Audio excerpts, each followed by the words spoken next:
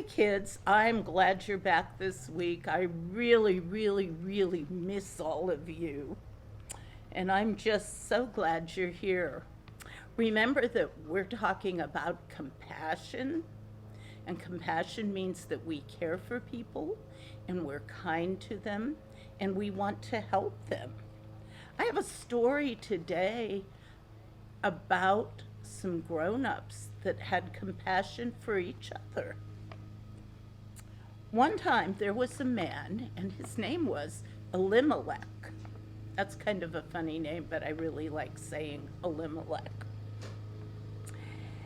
And there was a famine. That meant there was no food at all. They couldn't buy food, they couldn't grow food, and everybody was so hungry.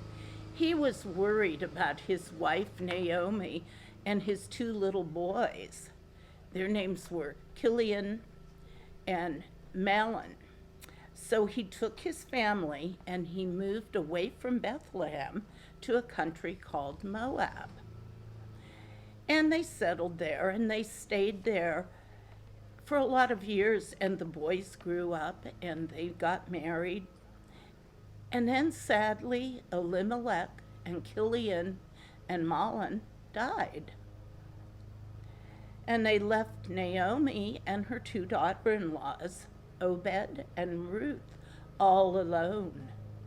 It was really hard for them in Moab, and they didn't have much money and they didn't have much food. So Naomi decided that she was going to go back to Bethlehem, where her family was.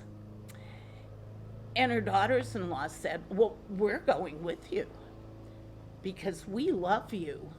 And she said, "No, it's a long journey and I don't have anything to provide for you. I can't take care of you. I think you should go back to your families." So they talked about it some more and they were all really sad. But Obed decided, yes, she would go back to her own family in Moab. But Ruth said, "No, I love you. You're like my mother. I'm going to go where you go, and your home is going to be my home, and your God is going to be my God." And so Ruth and Naomi started out, and they walked back to Bethlehem. It was a long way, and they probably got tired and hungry, and their feet probably hurt. But they went back to Bethlehem. Now, who in that story had compassion? Ruth had compassion on Naomi because she wanted to go with her and take care of her and be her daughter. And Naomi had compassion on Obed and Ruth because she wanted them to go back to their families where they were safe and had food and a place to live.